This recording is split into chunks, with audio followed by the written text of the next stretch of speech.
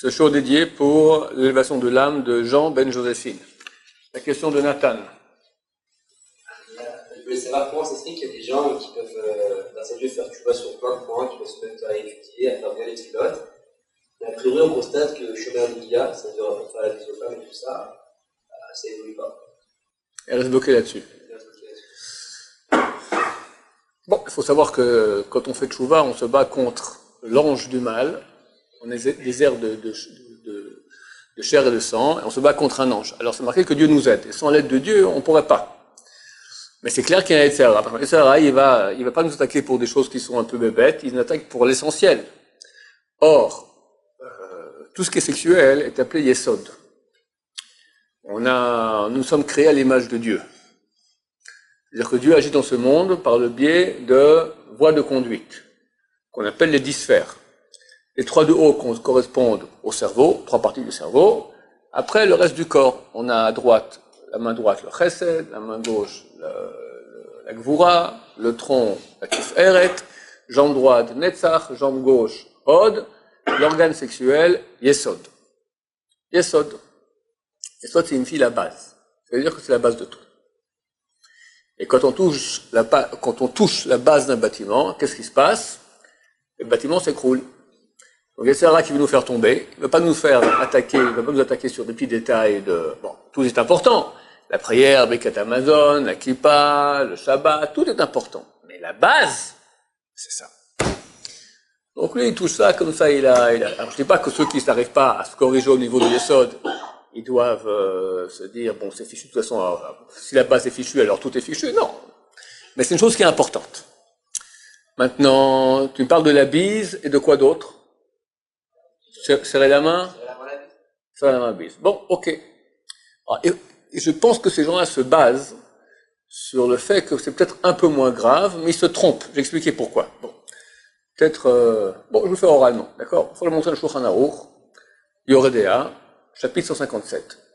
C'est écrit là-bas, les cas où on doit se donner la mort. Quelqu'un vient me dit, je te tue, ou tu fais un certain péché, je fais le péché et je ne me fais pas tuer. À part 3 péchés graves. Ça, c'est en temps normal. Il y a des cas où c'est pour tout qu'il faut se faire tuer. D'accord? Mais en temps normal, pour 3 péchés graves, qui sont l'idolâtrie, l'assassinat et les interdictions sexuelles. Les gens se trompent et croient que c'est uniquement si il me dit maintenant, fais une relation sexuelle avec une femme interdite. D'accord? Donc, toute femme juive qui n'a pas été au mikvé après une menstruation, elle est nida, elle est interdite. Toute femme non juive est interdite, toute femme mariée est interdite, etc. D'accord? Ils croient que c'est que la relation. Mais en fait, c'est faux. Comme explique le montateur sous place, le Char, je me souviens bien, c'est même petit alinéa 10, il dit là-bas, ça concerne tous les interdits de la Torah. Or, dans la Torah, c'est écrit très clairement, et c'est là où est l'erreur de ces gens-là. Ils croient, non, ce qui est interdit, c'est la relation elle-même. Mais embrasser, enlacer, etc., c'est pas interdit. Ou si oui, c'est que des rabbanan. Ce qu'on a écrit que celui qui transgresse un tir des rabbanan, il est passible de mort. Pas du bedin, pas la peine capitale. Mort du ciel. Mais bon, ça, avec le ciel, on s'arrange toujours, se disent-ils. Mais ils disent que c'est pas de la Torah. Or, c'est faux. C'est marqué très clairement, on va lire dans quelques semaines, dans Parashat Acharemot, Lo tikrevu vegalot erva. Vous rapprocherez pas de la nudité. La erva, c'est la relation sexuelle en elle-même. Tout rapprochement est interdit. C'est quoi un rapprochement? C'est pas de faire un clin d'œil. Ça aussi, c'est interdit. Mais c'est interdit des rabbanan. D'accord? On parle de rapprochement, c'est-à-dire, explique là-bas. C'est le Maïmonide qui explique cela. Et comme ça, c'est tranché dans la ramène ainsi le Char, que tout contact physique a jouissance sexuelle. Même petite. D'accord? Mettre la main langoureusement sur la main de ta copine, ne même pas embrasser, mais c'est déjà, ça considère comme deoraita. Dire bonjour poliment à une femme, ça va, c'est pas deoraita. Il y en a qui disent que oui. Rav Moshe Feinstein, il dit que c'est yareg et baliabo. Il dit que moi, c'est tué que de faire ça. Dans les cas extrêmes, on peut dire que c'est des rabbanan. C'est pas interdit de la Torah, c'est interdit des rabbanan. Donc, pas besoin de se faire tuer pour ça. Mais c'est pas permis. Simplement, faut pas se faire tuer pour. Embrasser sur la bouche, c'est clair que c'est interdit. C'est quelque chose de connotation sexuelle. Embrasser. Faire la bise. Est-ce que c'est à connotation sexuelle, oui ou non? Alors, les gens qui sont déjà, comment appeler cela, addictés au contact physique avec les femmes, pour eux, ça leur fait rien. bah, c'est pas grave, j'ai fait la bise. J'ai rien fait. Prenez quelqu'un qui a jamais touché une femme, avant le mariage, et après touché que sa femme et personne d'autre. Des fois sa mère lui fait la bise et à ses filles, et pas plus, d'accord? Une femme étrangère lui faire la bise, mais il tombe dans les pommes. Maintenant, la Torah, elle se base sur les gens normaux d'après la Torah, ou les gens qui sont déjà complètement enfoncés dans le péché. Les gens normaux. Les gens normaux. Donc il semblerait, comme ça je pense, que faire la bise est aussi interdit de Horaïta, par la Torah, donc mieux vaut se faire tuer que transgresser cela. Certains pourront dire non, c'est juste par politesse. Mais je répète, on peut pas prendre comme critère maintenant celui des gens qui sont pas propres à ce niveau-là. On parle de ce que dit la Torah, oui. Je dis, ça descend à des rabbanan. C'est pas permis. C'est interdit des rabbanan.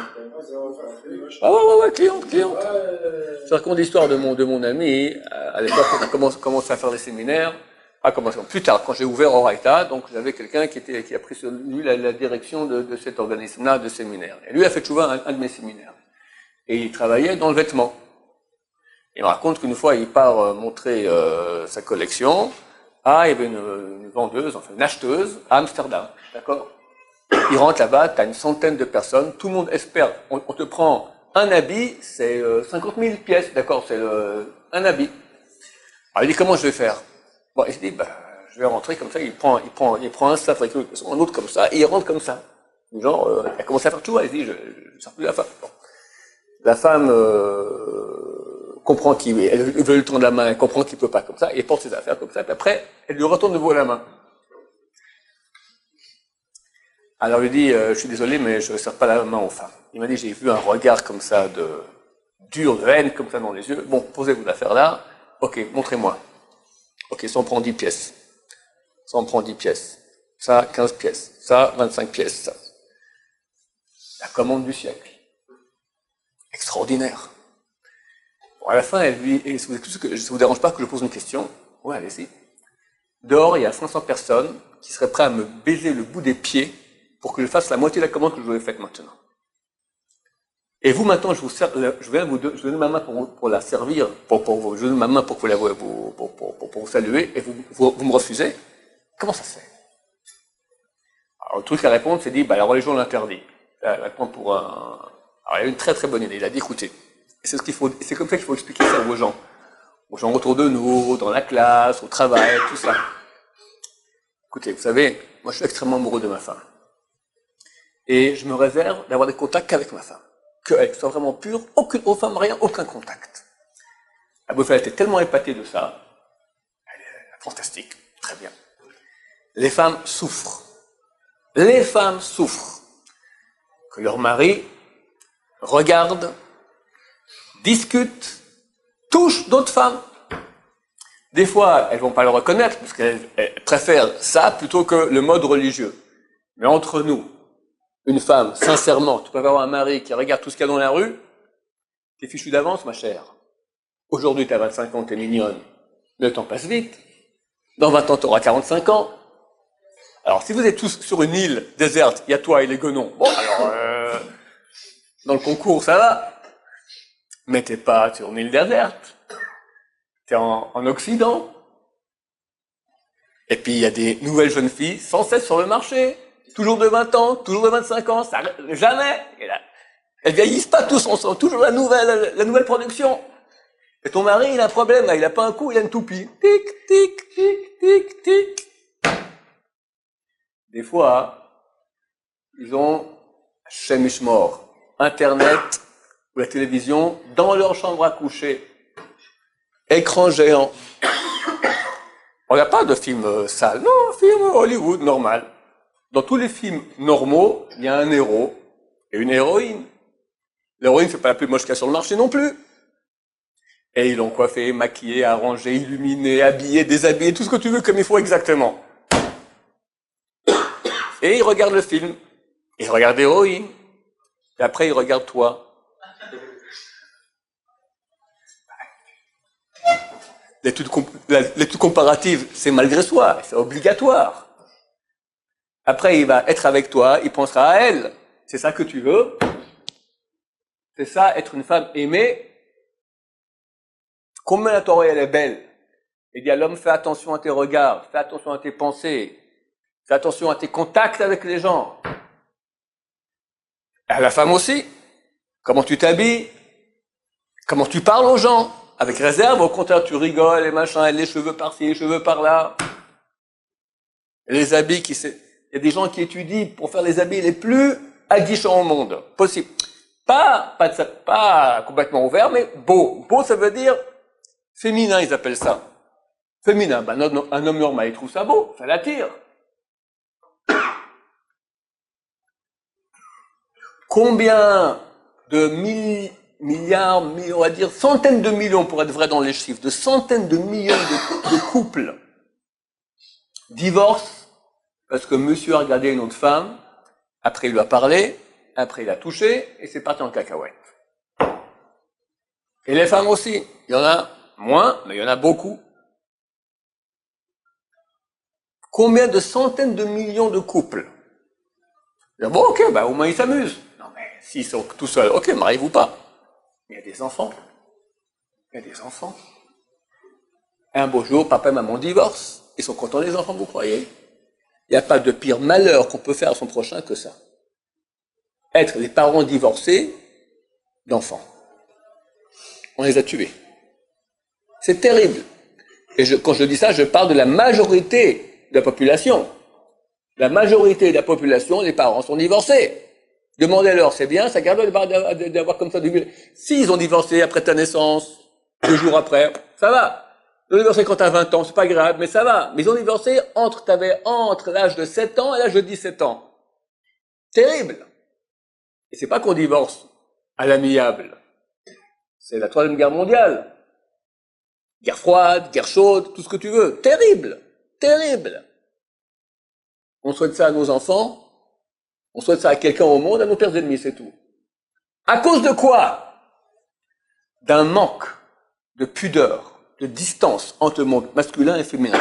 Je dit, il faut beaucoup s'éloigner des femmes. C'est Nalacha.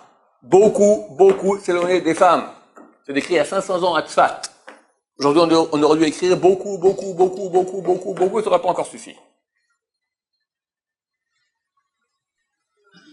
Et ils n'en comprennent pas. Quand on dit ça, on passe pour des, je sais pas moi, pour des talibans.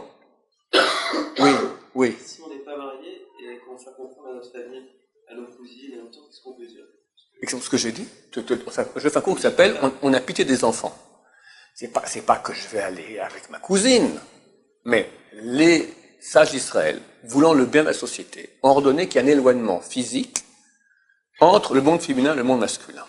Si on fait pas ça, alors nous on est rapprochés, les autres aussi vont être rapprochés. Qu'est-ce qu'on peut leur dire pour leur chauffer, comme par exemple, je me réserve pour ma femme, je n'ai pas de femme. Oh, je me réserve pour ma femme quand j'aurai une femme. Moi, je ne veux pas toucher d'autres femmes avant mon mariage. C'est tout, je touche pas. Je me réserve pour elle.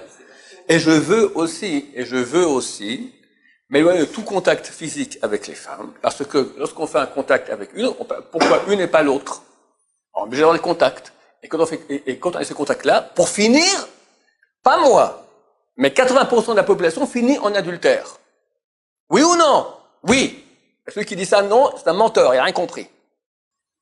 Il y a un organisme ici qui a fait dans les quartiers religieux une ligne de bus séparée, hommes et femmes derrière, hommes devant.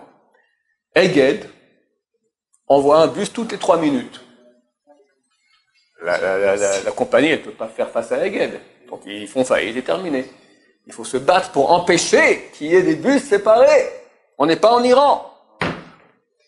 Alors, allez-y, soyez libres, on s'aime bien, on s'habille comme on veut, les femmes s'habillent comme on veut, même dans le monde religieux, soi-disant, les mariages. Mais c'est terrible, c'est un, comment on appelle ça, un show en anglais, en français, un défilé de mode. Défilé de mode. Les talons, les plus belles robes, les plus beaux maquillages, les plus belles perruques, les plus beaux parfums, et tu mets les pauvres garçons non mariés. Alors on fait un mariage séparé. Dedans séparé, dehors pas séparé. T'as le buffet, 1h30. Il faut arriver à ne pas les regarder. en tant qu'un homme qui garde une femme. Comment il fait un homme quand il garde une femme? Et une femme quand il fait une femme? Tic, tic. Même entre femmes, d'accord? Il y a la concurrence. Tic, tic. Et les hommes? Tic, tic. Tic, tic. La Torah dit, Lo tatoru acharanechem, vous ne suivrez pas, vous prostituerez pas après vos yeux. Interdiction de la Torah de regarder une femme. On peut regarder une femme si je lui parle comme je parle à un homme.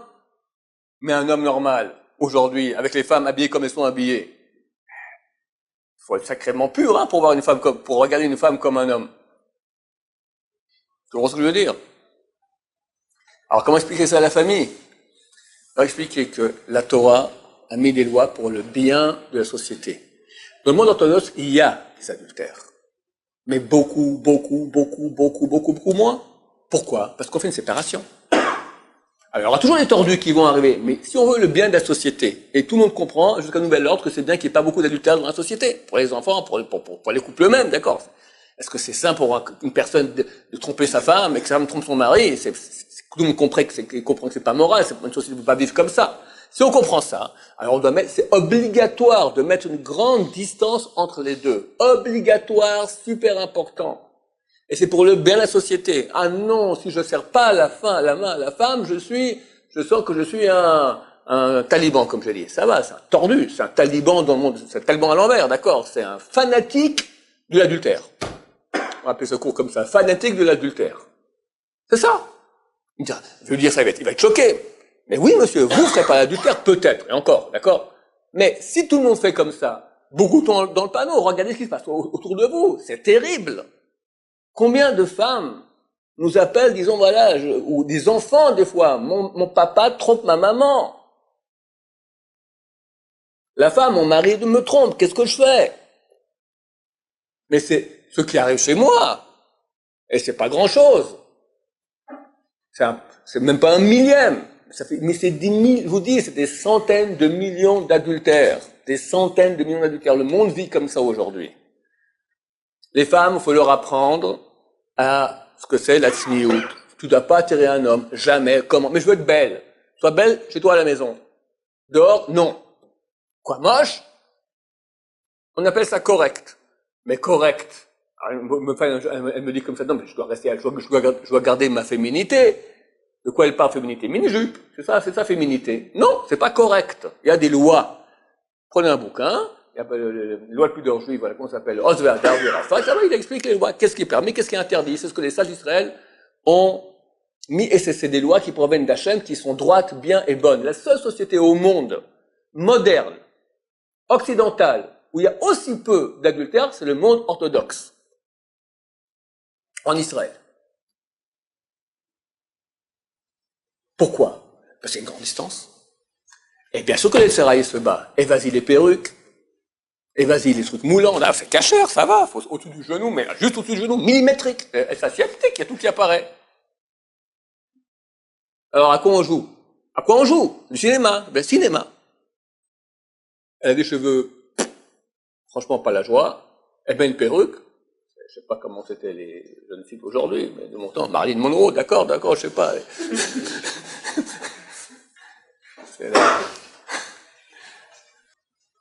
Il y en a que d'autres la perruque, ça va. Il y en a qui interdisent complètement, il y en a qui autorisent. Mais autorisent quoi?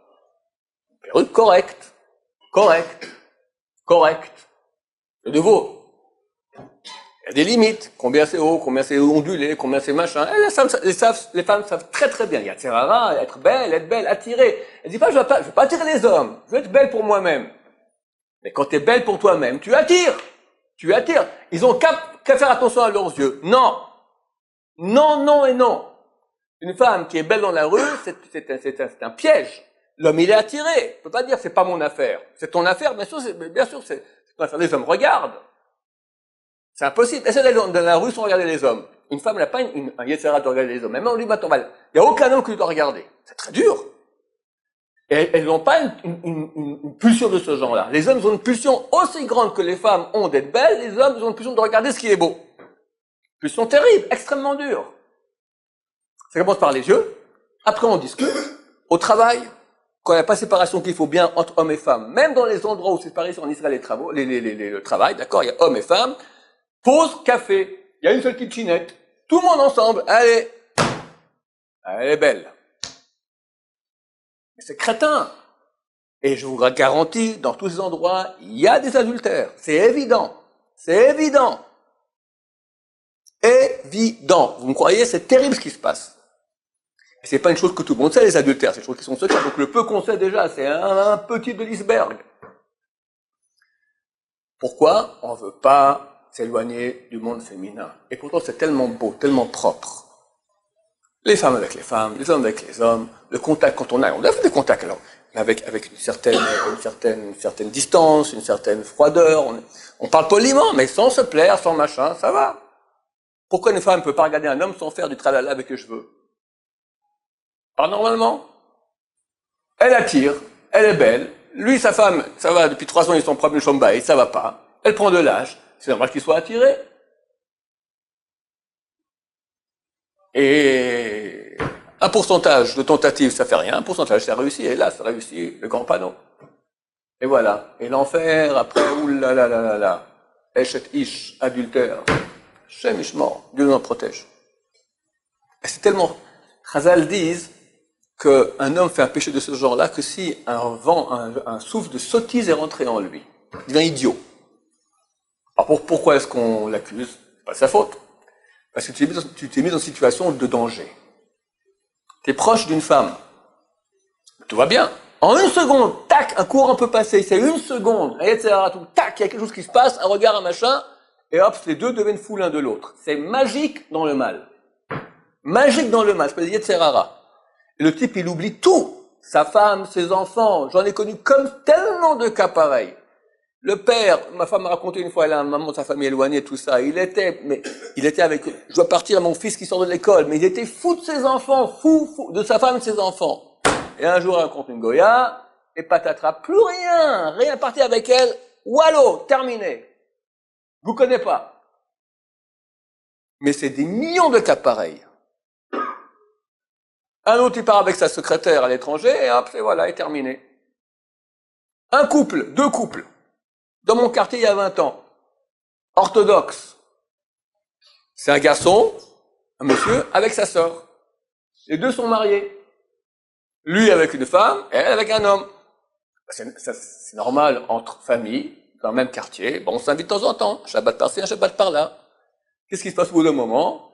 Alors, on va dire les deux, on s'appelle la famille Cohen, d'accord? Enfin, la famille Cohen d'origine. Et il y a le garçon, je sais pas moi, alors Lévi, et elle est mariée à un Lévi, devient Lévi, à Monsieur Lévi, et il y a Madame Cohen, la femme du frère de Madame Lévi. Monsieur Cohen, non, Madame Cohen et Monsieur Lévi, qui se connaissent pas, mais qui sont des beaux-frères et belles-sœurs par le frère et la sœur, font connaissance, un Shabbat, un repas, un machin, on rigole, on machin, un beau jour, les deux frères se rentrent à la maison, le mari n'est pas là, la femme n'est pas là. Qu'est-ce qui s'est passé? Les deux sont partis à l'étranger, terminé, bye bye. Les deux sont rentrés chez eux à la maison. Et c'est pas courant ça? Je vais pas vous salir les oreilles et l'imagination, mais il y a tellement d'histoires tordues par Internet. Avec un voisin comme ça, il commençait à un chat, comme ça, 2 Français dans le même bâtiment, tac, ils ont discuté, terminé. Des gens religieux. Le monde non religieux, on n'en parle même pas. Le plus dangereux, c'est le monde semi-religieux, les Français.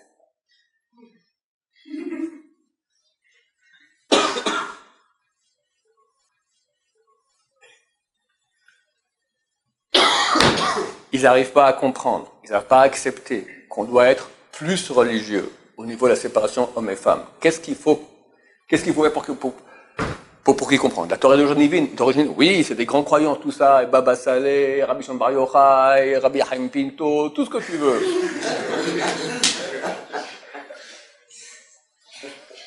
Mais s'éloigner hommes et femmes, on n'est pas des talibans. Et pourquoi pas? La Torah, elle leur donne ça plus que tout. Plus que Baba Saleh, plus que Yom Kippur, plus que Shema Israël. Si un goy vient me dire, je te tue, ou tu te transgresses Yom Kippour en mangeant du porc que tu fais sur des braises, que tu déchires avec tes dents et que tu avales sans faire la bracha, ou tu fais la bracha les batala, ou je te tue, je fais tout ça. Je dois le faire et j'ai aucun péché. Parce que mieux vaut faire ça et vivre que de mourir. Le gars vient me dire, maintenant fais la bise à cette femme. Pas une étrangère, ma fiancée. Dans 1 heure on se marie. Sous la roupa. Fais-lui une bise. Embrasse-la. Ou je te tue. Il faut ouvrir la poitrine et dire, vas-y, tire. La Torah de Dieu dit ça, la Torah qui veut tellement la vie, oui. Parce que quand tu touches ça, tu touches la base du monde. Tout s'écroule. On voit aujourd'hui. Oui, des questions. Moi, je sais les 2 plus gros arguments que j'ai entendus quand on peut expliquer ça aux gens. Du côté des garçons, 9 fois sur 10, ils disent, mais tu vois d'un côté, le couple, au début, ils sortaient ensemble, après, ils sont venus religieux, ils sont sortis bien. Et du côté des filles, ce que j'ai entendu, c'est, je comprends pas qu'on soit toujours arriéré, mis de côté, pourquoi on n'a pas la maladie, pourquoi on ne touche pas, ça, j'ai gens qui ont dit ça. Parce que du côté des garçons, c'est toujours, tel couple, ils sont religieux maintenant, ils sont très vrais, pourquoi ils sont sortis ensemble. Ok, alors le premier argument. Donc, le premier argument, les gens, ils sont sortis ensemble, après ils sont mariés, tout va très bien. D'abord, c'est très rare que ça aille très bien. Aujourd'hui, il y a plein de problèmes de Shombait. Ensuite, même admettons qu'il y a Shombait, tout va bien. Il n'y a pas des factures, ça n'existe pas l'enfer. Tout va bien dans ce monde-ci, après Olam Haba, tout va très bien. Tu as transgressé l'intérêt le plus grave de la Torah. Quelqu'un, je prends un autre exemple. Quelqu'un, voilà, chaque Kippour, sans que personne ne voit, il mange du chocolat. D'accord? Un peu de chocolat comme ça à Kippour. Et puis de temps en temps, une petite côtelette de porc comme ça sans que personne ne voit. Et tout va très bien, tout va très bien, tout va très bien. Alors quoi? D'après la Torah, qu'est-ce qui se passe? Tout va très bien? Tout va au Olam Haba, il va se dire avec Rambam à droite et Baba Salé à gauche. Non, mais donc où on vit? Je comprends pas. C'est quoi cet argument bidon? Quelqu'un, il a fait des péchés, et tout va très bien, donc c'est permis. C'est intelligent comme raisonnement, ça. C'est crétin fini. On fait tchouva. Ah, donc tu dis, je vais faire des péchés, après je fais tchouva. On a déjà prévu le coup. Chazal dit, celui qui fait des péchés, et qui dit après je ferai tchouva, on l'empêche de faire tchouva. On l'empêche de faire tchouva. Ce n'est pas valable. C'est pas valable. Et il reste les factures, et il paiera pour ça. Et quoi? Et tes copains, ils ont vu maintenant leur risque sur 60 ans, à 5 ans, ça ramasse une maladie ou une crise cardiaque. Ça manque pas, je comprends pas. Et ça manque de souffrance aujourd'hui. Regarde, tourne la tête à gauche, à droite, il n'y a que de la souffrance. À cause de quoi? 99%. Il y en a qui disent 100% des souffrances ne viennent rien qu'à cause des péchés sexuels. Rien qu'à cause des péchés sexuels. Alors, quoi cet argument bidon? Il n'y a pas, Hachem il dit, oui, tu as raison, tu dois te faire tuer, mais c'est pas grave. Après, on va se marier et tout ira bien, mais c'est idiot comme argument. Deuxième argument, quoi? Les femmes qui tournent arriérées? Tout simplement pour respect pour toi, ma chère dame. Quand tu vas te marier, t'as un mari qui va penser qu'à toi, te toucher qu'à toi, te regarder que toi. Pas respect de la femme. Au contraire. Ce que tu dis maintenant, simplement, c'est faire de la femme un objet. Demande. Les femmes mariées, ça, déjà, c'est quoi? Quel tordu elles ont comme mari, d'accord? À quoi un homme, il pense? À la cuisse? Je vais pas aller plus loin dans le détail, d'accord? Il regarde la forme d'un morceau de viande. T'es réduite à ça. C'est ça que tu veux? C'est ça que tu veux. La perruque, le machin, tout ça, un morceau de viande, colorié, maquillé, avec des cheveux, et habillé comme ça. C'est ça que t'es? Ou il y a un être ici, qui a une sensibilité, qui a une beauté d'âme, une grandeur, et on veut à travers la chair arriver à ça. C'est ça que la Torah dit. Il n'y a pas qu'un morceau de viande. On a des pulsions, mais c'est animal. Comment tu réduis les femmes c'est ça qu'elles veulent pas ça. La pauvre, elles sont tellement, on leur donne un lavage de cerveau. D'exemple, c'est quoi une belle femme? Une femme bien, c'est ça. Surtout, t'as des images de femmes. Du cacao, de la sauce tomate, de n'importe quoi que tu vends, t'as une bonne femme. À la fin, elle s'identifie, c'est comme ça qu'il faut être pour plaire à notre mari. Tu dis pas non plus qu'il faut être moche, mais t'as pas à montrer ça à l'extérieur. Si tu veux maintenant au contraire créer une relation vraiment de choix avec ton mari, et chaque femme ne veut que ça. Et un mari ne veut que ça aussi. Si quelqu'un à la maison, tout va bien, il y a un amour, une unité, un respect, le monde entier peut s'écrouler à côté, on s'en fout, on est heureux.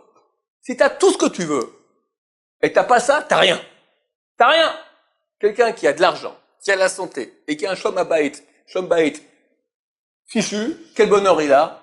Rien qu'il va à la maison, c'est la bagarre. Mais c'est terrible. On sait soit qu'à nos vrais ennemis. Alors comment on fait pour arriver à ça? Ça se crée. Comment? Surtout d'abord enlever les regards, les attirances extérieures. Ça pourrit tout. Ça pourrit tout. Et si ton mari, si toi, tu fais pas attention à toi-même, tu fais regarder par les hommes, ton mari, il va regarder aussi les autres femmes, et ma chère amie, c'est fichu d'avance. Je te dis, tu tiendras le coup jusqu'à 35 ans, 40 ans, après, elle s'aime pas que je dise ça, parce que les pauvres, d'accord, allez, 50 ans, 55 ans, ok. Vous aussi, les hommes, c'est pas vrai. La majorité des hommes qui trompent leurs femmes, c'est entre 45, 50, 60, même 70, même 80 des fois, j'entends. D'accord? La femme, cet âge-là, qui la regarde? Terminé. Au rebut, terminé. Les hommes restent beaux plus longtemps. Comme ça. Et en plus, la beauté des hommes est moins importante que la beauté des femmes. C'est très dommage, hein, comment Dieu a créé le monde. Eh ben, c'est pour vous apprendre à vous éloigner que le monde masculin, c'est la loi du monde féminin. C'est vraiment des lois qui sont pour le bien de l'humanité. C'est tellement simple à comprendre. Mais Sarah nous tord tellement. On a l'impression que celui qui fait ça, c'est aussi les médias vont dans ce genre-là, dans ce sens-là. Que si tu veux faire séparation-là, t'es déjà en Iran. D'accord?